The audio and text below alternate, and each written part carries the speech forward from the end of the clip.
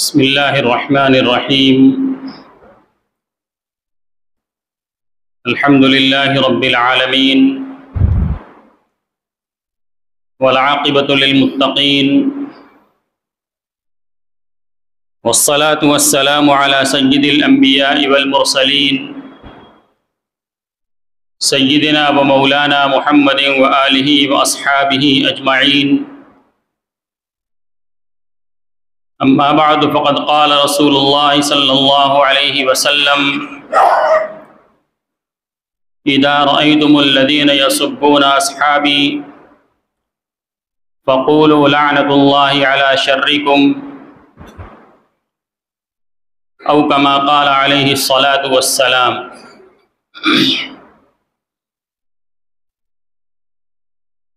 پھر محترم بھائیوں، دوستوں، بزرگوں، اللہ تبارک و تعالی نے اس دنیا کے اندر انسانوں کی ہدایت کے لیے انبیاء کرام کے سلسلے کو جاری فرمایا، اور یہ سلسلہ حضرت آدم علیہ السلام سے شروع ہوا، اور نبی آخر الزمان حضرت محمد مصطفیٰ صلی اللہ علیہ وسلم پر آ کر یہ سلسلہ مکمل ہو گیا۔ آپ صلی اللہ علیہ وسلم کی ذات خاتم النبیین ہے، آپ کا دین خاتم الادیان ہے۔ جتنے انبیاء کرام دنیا کے اندر آئے، ہر ایک کا مقصد یہ تھا کہ انسانوں کی تربیت کس طریقے سے صحیح نہج پر ہو جائے کہ وہ اللہ تبارک و تعالیٰ کو ماننے والے اور اللہ تبارک و تعالیٰ کی ماننے والے بن جائیں۔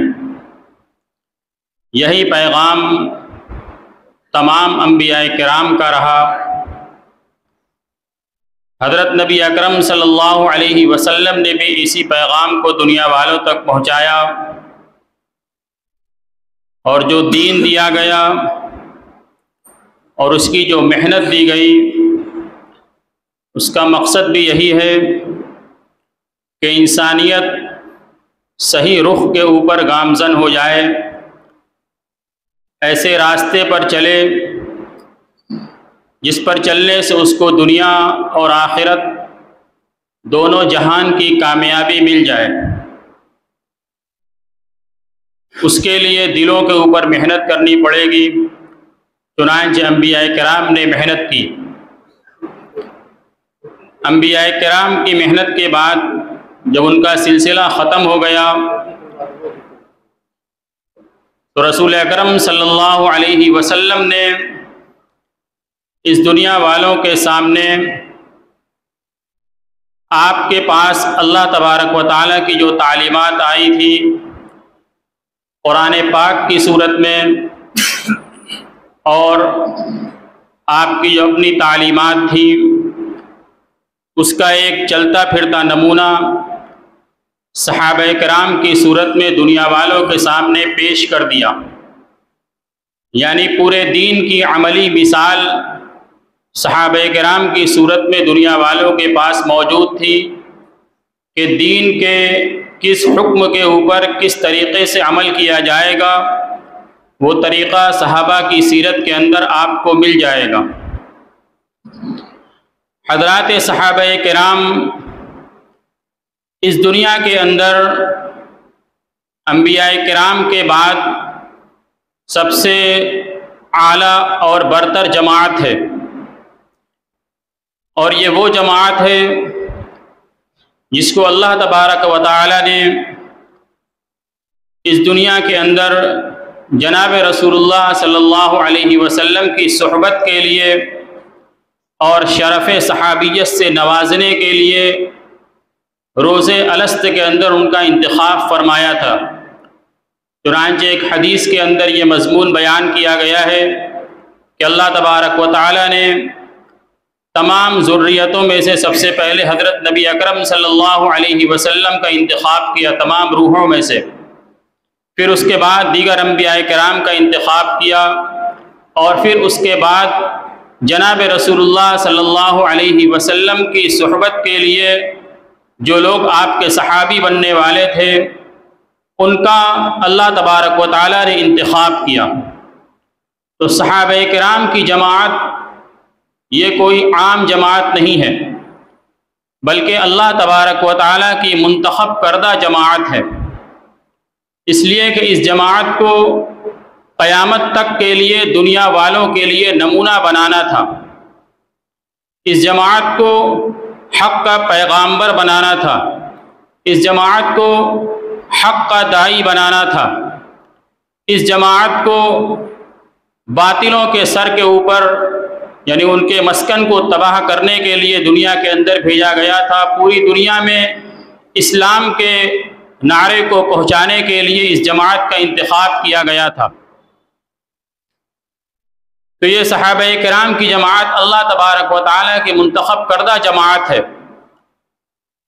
رسول اللہ صلی اللہ علیہ وسلم نے متعدد احادیث کے اندر صحابہ کرام کی فضیلت بیان فرمائی ہے کہ صحابہ کرام وہ کون ہستی ہیں، اور اس سلسلے میں علماء امت نے مستقل بحثیں کی ہیں کہ کون صحابی یعنی جو رسول اللہ صلی اللہ علیہ وسلم کے زمانے میں اور آپ کے بعد جو لوگ موجود تھے ان میں کون صحابی ہے اور کون صحابی نہیں ہے، اس کے اوپر مستقل کتابیں لکھی گئی، مستقل بحثیں کی گئیں۔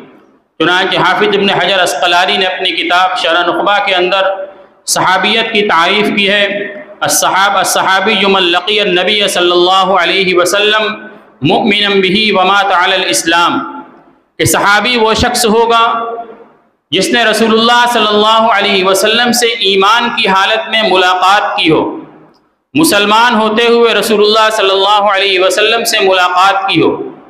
یہ ملاقات کا مفہوم بالکل عام ہے، چاہے یہ ملاقات گفتگو کے ذریعے ہوئی ہو، یہ ملاقات دونوں جانب سے دیکھنے کے ذریعے سے ہوئی ہو، یا ایک جانب سے دیکھنے کے ذریعے سے ہوئی ہو، بڑھاپے کی حالت میں ہوئی ہو، جوانی کی حالت میں ہوئی ہو، بچپنے کی حالت میں ہوئی ہو، جس کے اوپر ایمان کی حالت میں جناب رسول اللہ صلی اللہ علیہ وسلم کی نگاہ پڑ گئی، وہ شرف صحابیت سے مستفیض ہو گیا، وہ صحابی کے لقب کے ساتھ ملقب ہو گیا، وہ صحابی بن گیا۔ اس کے لیے اگلی شرط بیان فرمائی کہ ومات علی الاسلام، کہ اسلام ہی کے اوپر اس کا انتقال ہوا ہو۔ تو صحابہ یہ رسول اللہ صلی اللہ علیہ وسلم کے ساتھ رہنے والے لوگ تھے، اللہ تبارک و تعالیٰ کے منتخب کردہ جماعت ہیں۔ ان کے بارے میں رسول اللہ صلی اللہ علیہ وسلم نے ارشاد فرمایا الصحابۃ کالنجوم بأیہم اقتدیتم اہتدیتم، کہ میرے صحابہ ستاروں کی مانند ہیں، ان میں سے تم جس کی بھی اقتدا کر لو گے کامیاب ہو جاؤ گے۔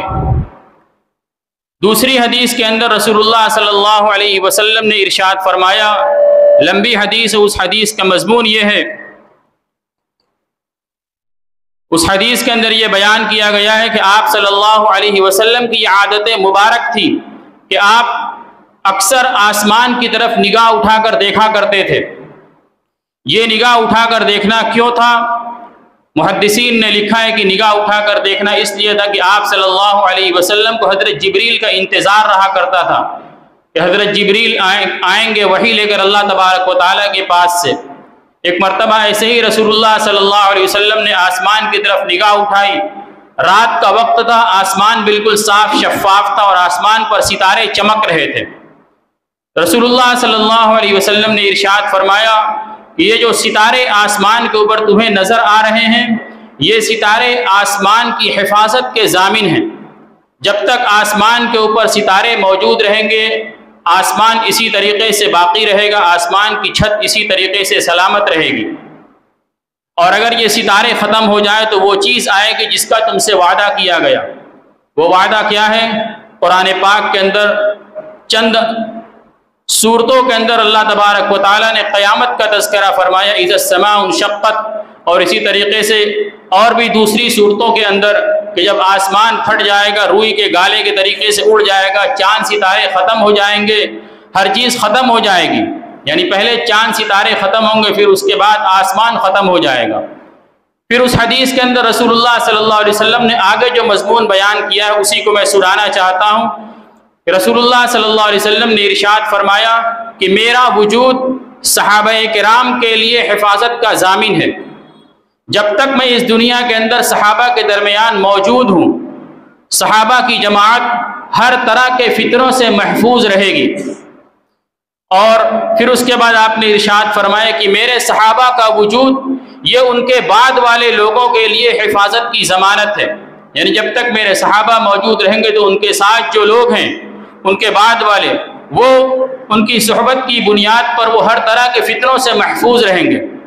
اس کے اندر رسول اللہ صلی اللہ علیہ وسلم نے صحابہ کرام کو اپنی ذات کے ساتھ تشبیہ دی ہے کہ جیسے میں صحابہ کی جماعت کے لیے محافظ ہوں، ویسے ہی میرے صحابہ بعد والے لوگوں کے لیے محافظ ہیں، یعنی ان کا وجود دوسروں کے لیے محافظ ہوگا۔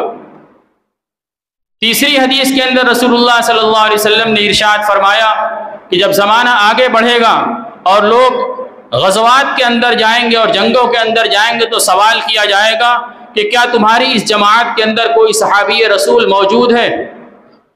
جواب دیا جائے گا کہ ہاں صحابی رسول موجود ہیں، تو فرمایا کہ ان کی برکت سے اس جنگ کو فتح کر لیا جائے گا۔ پھر زمانہ آگے گزرے گا، سوال کیا جائے گا، یعنی لوگ جنگ کے اندر جائیں گے، پھر پوچھا جائے گا کیا اس جماعت کے اندر کوئی ایسا آدمی موجود ہے جس نے صحابی کو دیکھا ہو، یعنی کوئی تابعی موجود ہے؟ جواب دیا جائے گا کہ ہاں موجود ہے، تو ان کے موجود ہونے کی برکت سے وہ جنگ بھی فتح ہو جائے گی۔ پھر زمانہ آگے گزرے گا، اس کے بعد پھر لوگ جنگ کے اندر جائیں گے، پھر سوال کیا جائے گا کیا اس جماعت کے اندر کوئی ایسا ہے جس نے اس شخص کو دیکھا ہو جس نے صحابہ کو دیکھا ہے؟ اس جماعت کے اندر کوئی ایسا شخص موجود ہے جس نے ایسے شخص کو دیکھا ہو جس نے صحابی کو دیکھا ہو، یعنی تبع تابعی اس کو دیکھا ہو؟ فرمایا کہ ہاں ایسا کہا جائے گا کہ ہاں موجود ہیں، تو فرمایا ان کی برکت سے وہ جنگ فتح کر لی جائے گی۔ یہ حدیث کے اندر مضمون بیان کیا گیا۔ اسی مضمون کو ایک دوسری حدیث کے اندر رسول اللہ صلی اللہ علیہ وسلم نے ارشاد فرمایا ہے، خیر امتی قرنی ثم الذین یلونہم ثم الذین یلونہم، کہ سب سے بہترین زمانہ میرا زمانہ ہے، سب سے بہترین زمانہ میرا زمانہ ہے، یعنی میرا زمانہ جس میں صحابہ کرام موجود ہیں، صحابہ کا زمانہ، پھر اس کے بعد ان کا زمانہ جو لوگ ان سے ملے ہوئے ہیں یعنی تابعین کا زمانہ، اور پھر اس کے بعد تبع تابعین کا زمانہ۔ یہ تین زمانے ہیں جن کو قرون مشہود لہا بالخیر کہا جاتا ہے، یعنی ان کے اندر خیر کا غلبہ ہوگا۔ جس چیز کو دین بنا کر لوگوں کے سامنے پیش کیا جائے گا وہ حقیقی معنی میں دین ہی ہوگا، خیر کا اس کے اندر غلبہ ہوگا، غلط چیز کو دین کی صورت میں پیش نہیں کیا جائے گا۔ یہ قرون مشہود لہا بالخیر ہے۔ اسی طریقے سے متعدد احادیث کے اندر رسول اللہ صلی اللہ علیہ وسلم نے صحابہ کے فضائل بیان فرمائے ہیں، اور دوسری طرف رسول اللہ صلی اللہ علیہ وسلم نے صحابہ کی سنت کو مضبوطی سے پکڑنے کی تلقین کی ہے، عضوا علیہا بالنواجذ، کہ صحابہ کرام کی سنت کو دانتوں سے مضبوطی کے ساتھ پکڑ لو۔ جب فتنوں کا زمانہ آئے گا تو ان زمانوں کے اندر بہت سارے فرقے وجود میں آئیں گے، جب بہت سارے فرقے ہو تو صحابہ کی جو سنت اس کو اپنے دانتوں سے پکڑ لو، اس کو چھوڑنا مت۔ اور خصوصاً خلفائے راشدین کے بارے میں تعلیم دی گئی کہ ہم میرے خلفائے راشدین جو ہدایت یافتہ ہیں ان کے طریقے کی اتباع کرو۔ اور دوسری حدیث کے اندر یہ بھی فرمایا گیا، جو حدیث میں نے ابھی پڑھی شروع کے اندر، کہ تمام صحابہ ستاروں کے مانند ہیں، کسی ایک کی بھی اقتدا کر لو گے کامیاب ہو جاؤ گے۔ اور اس کے علاوہ ایک طرف تو صحابہ کی فضیلت بیان کی گئی، دوسری طرف صحابہ کے عمل کو اختیار کرنے کی تلقین کی گئی، اور تیسری طرف یہ بھی بیان کیا گیا کہ جو شخص صحابہ کرام کے بارے میں بدزبانی کرے، بد کلامی کرے، اپنی زبان کو ان کے شان کے اندر گستاخی کے ساتھ کھولے، اس کے بارے میں کیا فرمایا رسول اللہ صلی اللہ علیہ وسلم نے، جو میں نے خطبے کے بعد حدیث پڑھی تھی، اذا رأیتم الذین یسبون اصحابی فقولوا لعنۃ اللہ علی شرکم، کہ جب تم ایسے لوگوں کو دیکھو جو صحابی رسول کے اوپر صحابی رسول کو برا بھلا کہتے ہیں، ان کو سب و شتم کرتے ہیں۔ سب کا لفظ عربی کے اندر آتا ہے جس کے معنی صرف گالی کے نہیں آتے کہ ان کو گالی دے، بلکہ سب کا لفظ بہت عام ہے۔ اس لفظ کا عموم اتنا ہے کہ ان کی شان کے اندر کوئی ایسی بات بولی جائے جس بات کے بولنے سے ان کی شان کے اندر ادنا درجے کی بھی تنقیص ہوتی ہو، ادنا درجے کی بھی ان کی شان میں گستاخی ہوتی ہو، چاہے وہ گالی دے چاہے کوئی دوسری بات بولے، ہر ایسا حرف جس سے ان کی شان کے اندر کسی بھی درجے میں گستاخی ہو جائے وہ سب کے اندر داخل ہے، وہ سب کے اندر یعنی گالی اس لفظ کے اندر وہ شامل ہے۔ تو رسول اللہ صلی اللہ علیہ وسلم نے ارشاد فرمایا کہ جب تم کسی کو دیکھو کہ وہ صحابہ کے بارے میں سب و شتم کرتا ہے تو کیا آگے ارشاد فرمایا، فَقُولُوا لَعْنَةُ اللَّهِ عَلَى شَرِّكُمْ، تم کہو کہ تمہارے شر کے اوپر اللہ تبارک و تعالیٰ کی لعنت ہو، تمہارے شر کے اوپر اللہ تبارک و تعالیٰ کی لعنت ہو۔ یہ متعدد احادیث ہیں، ان احادیث کی بنیاد پر اور قرآن پاک کے اندر جو آیات صحابہ کرام کے بارے میں اللہ تبارک و تعالیٰ نے نازل فرمائی ہیں، ان آیات اور احادیث کی بنیاد پر جمہور علماء کا یہ صحابہ کرام کے بارے میں عقیدہ ہے کہ صحابہ کرام ہر طرح کے گناہوں سے محفوظ ہیں۔ صحابہ کرام گناہوں سے محفوظ ہیں۔ گناہوں سے محفوظ ہونے کا معنی کیا ہے کہ ان سے بشری تقاضے کے مطابق اگر کسی طرح کا کوئی گناہ ہو بھی جائے گا، بشری وہ انسان ہی ہیں، بشر ہیں، کسی بھول کی بنیاد پر کسی بشری تقاضے کی بنیاد پر اگر ان سے کوئی گناہ ہو جائے گا تو ان کے اندر ایمان کی ایسی قوت ہے، ایمان کی ایسی طاقت ان کے اندر موجود ہے کہ ان کو وہ اطمینان سے بیٹھنے نہیں دے گی جب تک کہ وہ اس گناہ سے توبہ نہ کر لیں، جب تک کہ وہ اس گناہ سے توبہ نہ کر لیں۔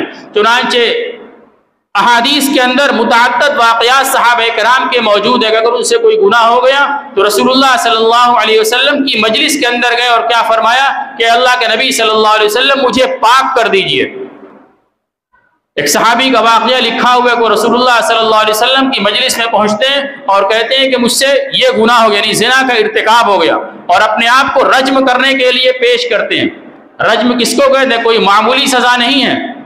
رجم کا مطلب یہ ہوتا ہے کہ آدمی کو سامنے میدان کے اندر کھڑا کر دیا جائے، اس کا کچھ حصہ زمین کے اندر ہو اور لوگ اس کو پتھر سے ماریں، اس کو سنگسار کریں یہاں تک کہ وہ مر جائے۔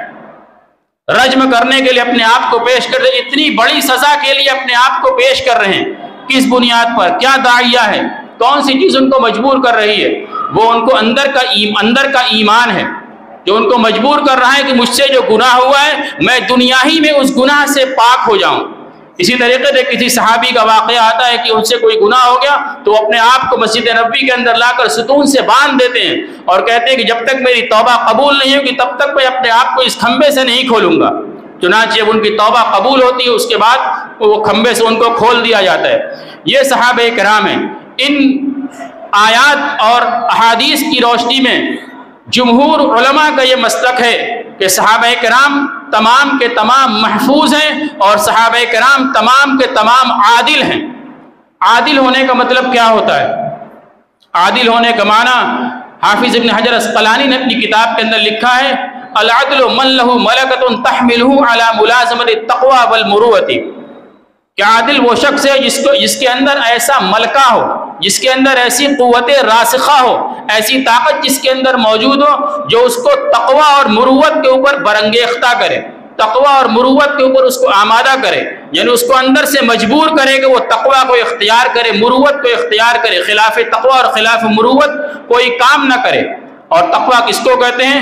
تقوی کی بھی وضاحت آگے حافظ ابن حجر اسقلانی نے کی ہے کہ تقوی کہتے ہیں کہ آدمی شرک سے، بدعت سے اور ہر طرح کے گناہ سے اپنے آپ کو بچا لے۔ شرک سے، بدعت سے اور ہر گناہ کبیرہ سے انسان اپنے آپ کو بچا لے، اس کو تقوی کہا جاتا ہے۔ یہ عدل کا مطلب ہوتا ہے، اور تمام صحابہ کرام کے بارے میں تمام جمہور علماء کا یہ مسلک ہے اور یہ ہمارا عقیدہ ہے کہ تمام صحابہ کرام محفوظ ہیں اور تمام صحابہ کرام عادل ہیں۔ جب حدیث کی بحث آتی ہے اور کسی حدیث کو جب جانچا جاتا ہے کہ یہ حدیث کس معیار کی ہے، صحیح ہے، ضعیف ہے، حسن ہے، قابل استدلال ہے یا قابل استدلال نہیں ہے، قابل عمل ہے یا قابل عمل نہیں ہے، تو اس کے بہت سارے طریقے، ان میں سے ایک طریقہ یہ ہے کہ اس کے راویوں کو جانچا جاتا ہے، یعنی جو حدیث کے نقل کرنے والے افراد ہوتے ہیں کہ انہوں نے فلاں سے سنا، انہوں نے فلاں سے سنا، انہوں نے فلاں سے سنا، انہوں نے فلاں سے سنا، اور پھر اس کے بعد صحابی رسول کا نمبر آتا ہے اور اس کے بعد رسول اللہ صلی اللہ علیہ وسلم تک وہ سند پہنچتی ہے۔ یہ سند اسلام کی ایک امتیازی شان ہے، جس سند کے اہتمام کے ساتھ اسلام کے اندر جو تعلیمات محفوظ ہیں، اس طریقے سے سند کے ساتھ دنیا کے کسی بھی دین کے اندر کوئی تعلیم محفوظ نہیں ہے۔ اس سند کے ذریعے سے دین کو جانچا جاتا ہے۔ حضرت علامہ ابن سیرین رحمۃ اللہ علیہ کا مقولہ ہے کہ جب تم یہ دین لو تو دیکھو کہ تم دین کس سے لے رہے ہو، اپنا دین کس سے حاصل کر رہے ہو، یعنی سند کو جانچ لو۔ تو جب اس سند کے جانچنے کا نمبر آتا ہے کہ یہ آدمی کس درجے کا ہے، سچا ہے، جھوٹا ہے، قابل اعتبار ہے یا قابل اعتبار نہیں ہے، اس کے معاملات کیسے ہیں، اس کی خلوت کی زندگی کیسی ہے، اس کی جلوت کی زندگی کیسی ہے، اس کی زبان کیسی ہے، اس کا دیکھنا کیسا ہے، اس کی نشست و برخاست کیا ہے، اس کی ایک ایک چیز کو جانچا جاتا ہے، اور جب وہ ہر اعتبار سے صحیح معیار کے اوپر اترتا ہے تو اس راوی کی حدیث کو قبول کر لیا جاتا ہے۔ ہر راوی کو اسی طریقے سے جانچا جاتا ہے، اور جانچتے جانچتے جب یہ سلسلہ صحابی رسول تک پہنچتا ہے، اب یہ جانچنے کا سلسلہ بند ہو جاتا ہے۔ کیوں؟ اس لیے کہ تمام صحابہ کرام کے بارے میں یہ متفقہ تمام جمہور امت کا یہ فیصلہ ہے کہ تمام صحابہ عادل ہیں، تمام صحابہ لائق اعتبار ہیں۔ اگر صحابہ کرام کی عدالت کو قابل قبول نہیں مانا جائے گا تو اس کا نتیجہ کیا ہوگا؟ اس کا نتیجہ یہ ہوگا کہ ہمارے دین کی بنیادیں ہل جائیں گی، نہ ہمارا قرآن محفوظ رہے گا، نہ ہمارا ایمان محفوظ رہے گا، نہ ہمارا دین محفوظ رہے گا، نہ ہماری نماز محفوظ رہے گی، نہ ہمارا کلمہ محفوظ رہے گا، نہ ہماری شریعت محفوظ رہے گی۔ اس لیے کہ ہمیں جو دنیا کے اندر اسلام کے نام پر جتنی چیزیں ملی ہیں، دین کے نام پر جو بھی ہمیں ملا ہے، وہ سب صحابہ کرام کے واسطے سے ہمیں ملا ہے، صحابہ کرام کے ذریعے سے ہم تک پہنچا ہے۔ اگر اس بنیاد کو کمزور کر دیا جائے گا تو پھر دین کی بنیاد کمزور ہو جائے گی۔ امام مقدمہ ابن مسلم کے اندر امام مسلم رحمۃ اللہ علیہ نے اپنے استاد کے حوالے سے یہ بات نقل کی ہے کہ یہ صحابہ کرام کی جماعت حق ہے، صحابہ کرام کی جماعت حق ہے، اور یہ صحابہ کرام دین کے گواہ ہیں، صحابہ کرام دین کے گواہ ہیں۔ ان کے بارے میں اگر بدگمانی پیدا کی جائے گی تو پھر دین کے گواہوں کے اندر بدگمانی پیدا ہو جائے گی اور پورا دین مشکوک بن کر رہ جائے گا۔ یہ صحابہ کرام کا مقام ہے کہ ان کے بارے میں ادنا درجے کی بھی شک ہمارے اندر پیدا کرنے کی گنجائش نہیں ہے۔ اگر کسی کو صحابہ کرام کے بارے میں کسی درجے کا کوئی شک ہوگا، صحابہ کرام کے بارے میں کسی بدگمانی کے اندر مبتلا ہوگا، تو پھر وہ اپنے ایمان کی خیر منائے۔ یہ جمہور امت کا فیصلہ ہے صحابہ کرام کے بارے میں۔ اب میں دوسری طرف آتا ہوں کہ دنیا کے اندر جناب رسول اللہ صلی اللہ علیہ وسلم نے کسی بھی جماعت کے ایمان کو جانچنے کے لیے ہمیں جو معیار دیا ہے، وہ معیار کیا ہے؟ ما انا علیہ و اصحابی، کہ جس طریقے کے اوپر میں ہوں اور جس طریقے کے اوپر میرے صحابہ ہیں، اس طریقے کو جو اختیار کرنے والے ہیں وہ اہل حق ہیں، وہ اہل سنت والجماعت ہیں، اور جو بھی اس راستے سے ہٹنے والا ہے، جو بھی اس راستے سے ہٹنے والا ہوگا وہ اہل سنت والجماعت سے خارج ہوگا۔ چنانچہ دنیا کے اندر بہت ساری جماعتیں وجود کے اندر آئیں، ان میں سے لوگوں کا اختلاف بنیادی طور سے جہاں جا کر پانی مرتا ہے وہ صحابہ کرام کی زندگی کے بارے میں ہر جماعت صحابہ کرام کے بارے میں لب کشائی کرتی ہے، صحابہ کرام کی شان کے بارے میں گستاخی کرتی ہے، کوئی چند صحابہ کرام کے بارے میں، کوئی اور زیادہ کے بارے میں، اور کوئی چند کو چھوڑ کر بقیہ تمام کے بارے میں لب کشائی کرتا ہے۔ کسی ایک صحابی کے بارے میں بھی اگر ہمارے اعتماد کے اندر کمی آئے گی تو پھر ہمارا پورا دین متزلزل ہو جائے گا، چاہے وہ مودودیوں کی جماعت ہو، چاہے وہ غیر مقلدیت ہو، چاہے وہ شیعیت ہو، ہر ایک کا جو ایمان، ہر ایک کو جو جانچا گیا ہے وہ یہیں سے جانچا گیا کہ وہ صحابہ کرام کے بارے میں ان کا نظریہ درست نہیں ہے، صحابہ کرام کے بارے میں وہ درست کرنے والے نہیں ہیں، درست عقیدہ ان کا نہیں ہے، صحابہ کرام کے بارے میں ان کا نظریہ درست نہیں ہے۔ اس وقت مجھے خاص طور سے جس جماعت کا آج کے دن کے اندر اور کل کے دن کے اندر دورہ ہو ان کے بارے میں تذکرہ کرنا ہے کہ صحابہ کرام کے بارے میں اور دیگر لوگوں کے، یعنی انبیاء کے بارے میں ان کا کیا عقیدہ اور ان کے بنیادی عقیدے کیا ہیں۔ آج کے زمانے کے اندر صلح کلی کی دعوت دی جاتی ہے کہ مل ملا کر رہو۔ ملنے ملانے کی حد کہاں تک ہے؟ ملنے ملانے کی حد کہاں تک ہے؟ کہاں تک ہم اچھے اخلاق کا مظاہرہ کریں؟ کہاں تک کسی سے خوش اخلاقی سے پیش آئیں؟ اس خوش اخلاقی کے اندر بسا اوقات ایسا ہوتا ہے کہ ہم اپنے ایمان کو غارت کر دیتے ہیں۔ یہ جماعتیں، یعنی جس کو ہم شیعہ کی جماعت کہتے ہیں، اس جماعت کے بنیادی عقائد بہت سارے ہیں، مجھے صرف 2-3 عرض کرنے ہیں۔ ایک تو ان کا عقیدہ یہ ہے کہ امامت کا عقیدہ ان کا ہے کہ دنیا کے اندر انبیاء کرام کے بعد اللہ تبارک و تعالیٰ نے 12 اماموں کو بھیجا ہے، اور ان 12 اماموں کا مقام یہ ہے کہ رسول اللہ صلی اللہ علیہ وسلم، ان 12 اماموں کا مقام رسول اللہ صلی اللہ علیہ وسلم کے برابر ہے، اور دیگر تمام انبیاء کرام سے ان کا درجہ بڑھا ہوا ہے۔ رسول اللہ صلی اللہ علیہ وسلم کے برابر ان کا درجہ ہے، اور دیگر تمام انبیاء کرام سے ان کا درجہ بڑھا ہوا ہے۔ امام کے بارے میں ان کا یہ عقیدہ ہے کہ رسول اللہ صلی اللہ علیہ وسلم کے بعد امام ہی اس دنیا کے اندر بادشاہت اور خلافت کا مستحق ہے۔ امام ہی اس دنیا کے اندر بادشاہت اور خلافت کا مستحق ہے۔ ان کے علاوہ اگر کوئی دنیا کے اندر بادشاہت یا خلافت یا حکومت کرے گا تو وہ ظالم اور جابر اور غاصب ہے۔ اب اس جملے کے اندر آپ غور کریں کہ ان اماموں کے علاوہ کوئی اور دنیا کے اندر اگر خلافت کرے گا، بادشاہت کرے گا، حکومت کرے گا تو وہ کیا ہے؟ ظالم ہے، غاصب ہے، جابر ہے۔ یہ ان کے الفاظ ہیں۔ اس کی زد کہاں تک پہنچتی ہے؟ جناب نبی اکرم صلی اللہ علیہ وسلم کے بعد دنیا کے اندر کس کو خلیفہ بنایا گیا؟ حضرت ابو بکر صدیق رضی اللہ تعالی عنہ کو۔ کیا وہ ان کی زد کے اندر نہیں آتے ہیں؟ ان کے بعد حضرت عمر رضی اللہ تعالی عنہ، اس کے بعد حضرت عثمان رضی اللہ تعالی عنہ، اس کے بعد نمبر آتے حضرت علی رضی اللہ تعالی عنہ کو۔ یہ جماعت خلافت بلا فصل کی قائل ہے۔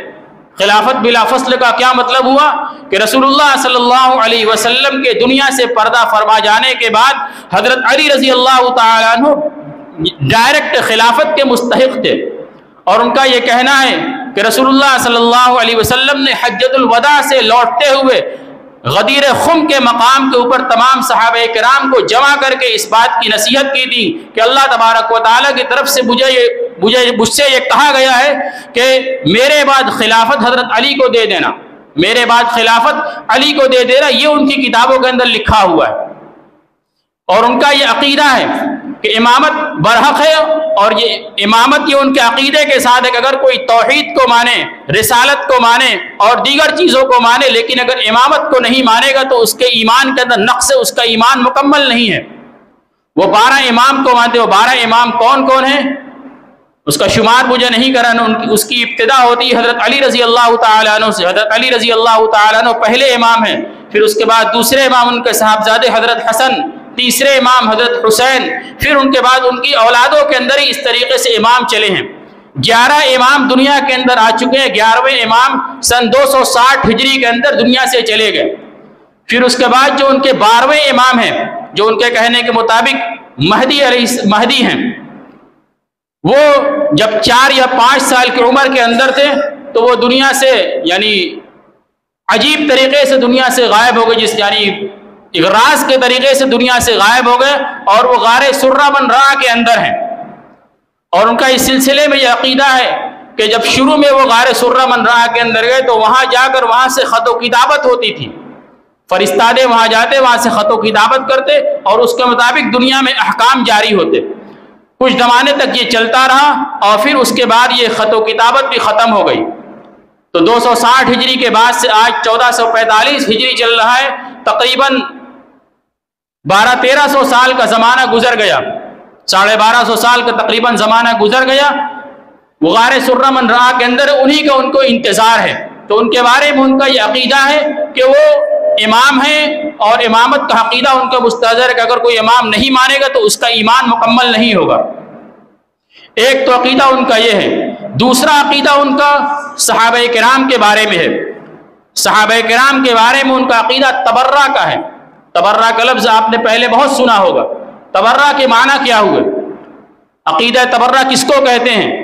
تبرہ کا مطلب یہ ہوتا ہے کہ اہل بیت کے جو اہل بیت ہیں یعنی حضرت علی رضی اللہ تعالیٰ عنہ کے گھر والے، اہل بیت کے دشمنوں سے دشمنی رکھنا، اہل بیت کے دشمنوں سے دشمنی رکھنا اور اس دشمنی کا اظہار کرنا۔ اہل بیت کے دشمن کون ہے، اس سے ان کی مراد کیا ہے؟ اہل بیت سے دشمن، وہ کہتے ہیں کہ اہل بیت کے دشمن 4 یا 5 صحابہ کرام کے علاوہ جتنے صحابی ہیں وہ سب اہل بیت کے دشمن ہیں۔ وہ 4 یا 5 صحابی کون ہیں؟ حضرت علی رضی اللہ تعالیٰ عنہ، حضرت سلمان فارسی، حضرت عمار ابن یاسر، حضرت مقداد ابن اسود رضی اللہ تعالیٰ عنہ، حضرت ابو ذر غفاری رضی اللہ تعالیٰ عنہ، اور ایک قول کے مطابق 5ویں صحابی حضرت مقداد ابن اسود رضی اللہ تعالیٰ عنہ۔ ان کا یہ عقیدہ ہے کہ یہ 4 یا 5 صحابہ کرام رسول اللہ صلی اللہ علیہ وسلم سے دنیا سے پردہ فرمانے کے بعد ایمان کے اوپر باقی رہے، اور تمام صحابہ کرام بشمول خلفاء راشدین حضرت ابو بکر، عمر، عثمان، تمام صحابہ کرام نعوذ باللہ مرتد ہو گئے، اور ان کی شان کے اندر وہ گستاخی، ان کی شان کے اندر گستاخی کرنا، ان کا تبرہ کرنا، یہ ان کے بنیادی عقیدے کا حصہ ہے۔ ان کی کتابوں کے اندر لکھا ہوا ہے کہ یہ واجب ہے، یعنی دشمنی کا اظہار کرنا ان کے عقیدے کے اعتبار سے واجب ہے۔ حضرت ابو بکر صدیق رضی اللہ تعالیٰ ان کی شان کیا شان ہے، آپ کبھی مدح صحابہ کے بارے میں سنیے گا، حضرت ابو بکر صدیق رضی اللہ تعالیٰ عنہ کا کیا مقام ہے۔ رسول اللہ صلی اللہ علیہ وسلم نے جن کے بارے میں ارشاد فرمایا کہ جنت کے 8 دروازے حضرت ابو بکر صدیق رضی اللہ تعالیٰ عنہ کے بارے میں آواز لگا کہ میرے اندر سے آ جاؤ، میرے اندر سے آ جاؤ۔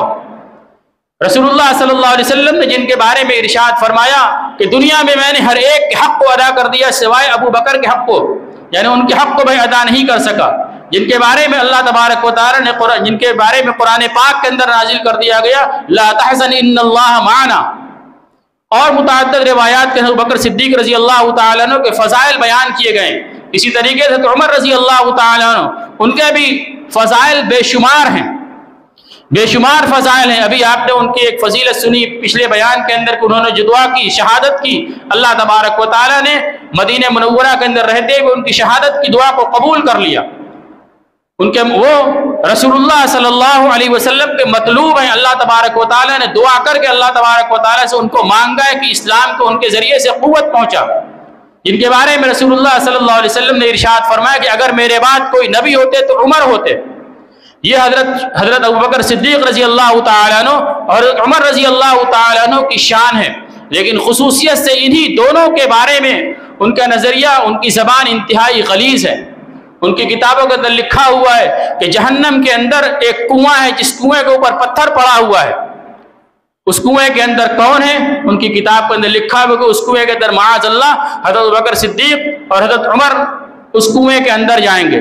یہ ان کا عقیدہ ہے۔ اسی طریقے سے ان کا عقیدہ یہ ہے کہ آج جو قرآن موجود ہے یہ قرآن تحریف شدہ ہے، یہ قرآن تحریف شدہ ہے۔ اصل قرآن حضرت علی کے پاس موجود تھا، اور اب وہ قرآن غار سرمن را کے اندر موجود ہے، وہاں سے وہ قرآن مکمل آئے گا۔ اس قرآن کی وہ تحریف کے قائل ہیں جس قرآن کی حفاظت کی ذمہ داری اللہ تبارک و تعالیٰ نے لی ہے۔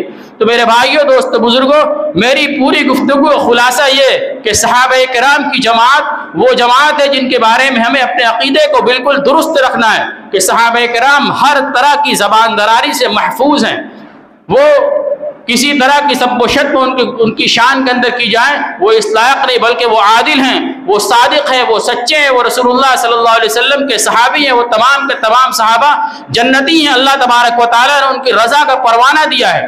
دنیا کے اندر قرآن پاک کی متعدد آیات کے اندر سورہ فتح کے اندر اللہ تبارک و تعالیٰ نے ارشاد فرمایا لقد رضی اللہ عن المؤمنین اذ یبایعونک تحت الشجرہ، بیعت رضوان کا تذکرہ فرمایا کہ اللہ تبارک و تعالیٰ راضی ہو گیا ان لوگوں سے جنہوں نے رسول اللہ صلی اللہ علیہ وسلم سے بیعت کی۔ تمام صحابہ کرام سے اللہ تبارک و تعالیٰ نے رضا کا پروانہ دیا ہے متعدد مقامات کے اوپر، کہیں پر 1500 صحابی، کہیں سے 1000 صحابی، یعنی جو صحابہ کرام کی جو ترتیب ہے، تمام صحابہ عادل ہیں، تمام صحابہ قابل احترام ہیں، لیکن صحابہ کرام کے اندر بھی فرق مراتب ہے، تمام صحابہ کرام کے اندر بھی فرق مراتب ہیں۔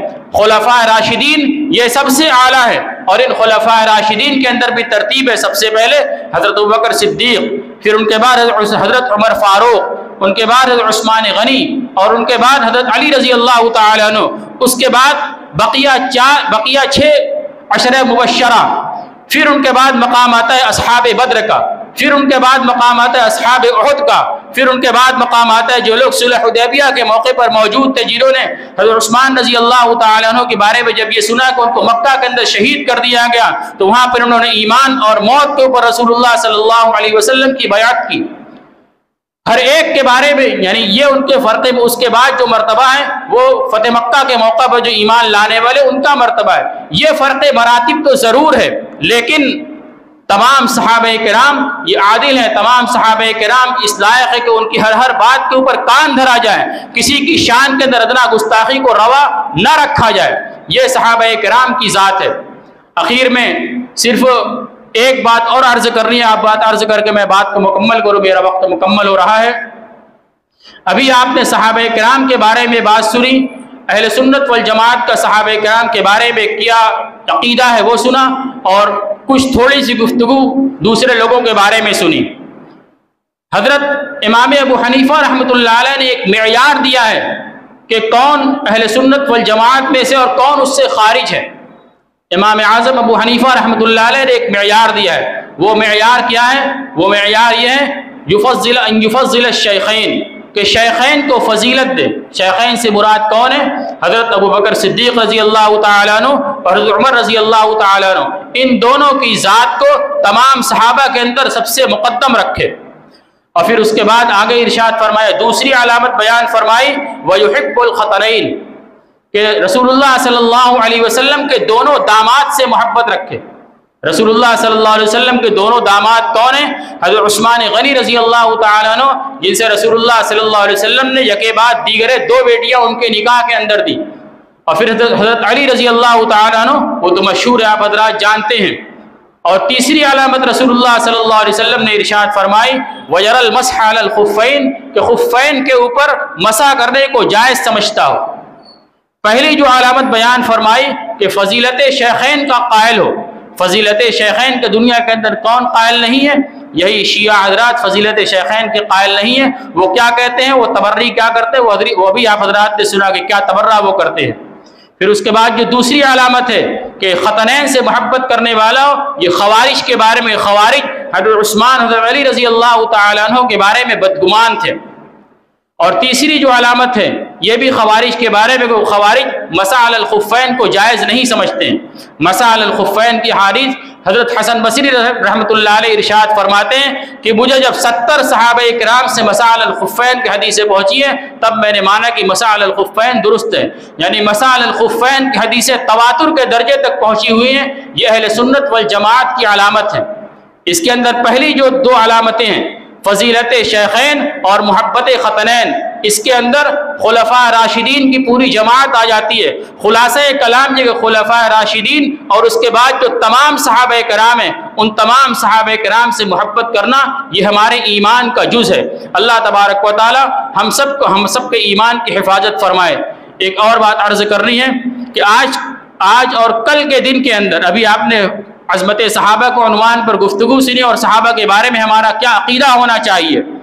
آج اور کل جب مختلف جگہ پر ان لوگوں کے بیانات ہوں گے، اس کے اندر صحابہ کرام کے بارے میں بدزبانی کی جائے گی، صحابہ کرام کے بارے میں بدزبانی کی جائے گی۔ ہمارا عقیدہ یہ کہ تمام صحابہ کرام ہر طرح کی بدزبانی سے پاک ہیں۔ ہمیں اپنے ایمان کو محفوظ رکھنا ہے۔ اس کے محفوظ رکھنے کا طریقہ کیا ہے کہ اول تم ان کی گفتگو کو سنیں نہ، لیکن اگر ان کی گفتگو ہمارے کان کے اندر پڑ گئی، وہ صرف حضرت علی کے فضائل کو بیان کریں گے اور دیگر تمام صحابہ کرام کے بارے میں بدزبانی کریں گے، اور جب کان سے بات اندر اترے گی، سماج سے ٹکرائے گی، تو ہو سکتا ہے کہ ہمارے دل کے اندر کسی طرح کی کسی صحابی کے بارے میں کوئی کدورت پیدا ہو جائے۔ تو ہمیں استحضار رکھنے کہ تمام صحابہ کرام یہ عادل ہیں، تمام صحابہ کرام محفوظ ہیں، تمام صحابہ کرام ثقہ ہیں، کسی کے بارے میں ادنا درجے کی کدورت بھی ہمارے دل کے اندر نہیں ہونی چاہیے۔ اللہ تبارک و تعالی ہم سب کو سنت طریقے پر زندگی گزارنے کی توفیق عطا فرمائے۔ وآخر دعوانا ان الحمد للہ رب العالمین۔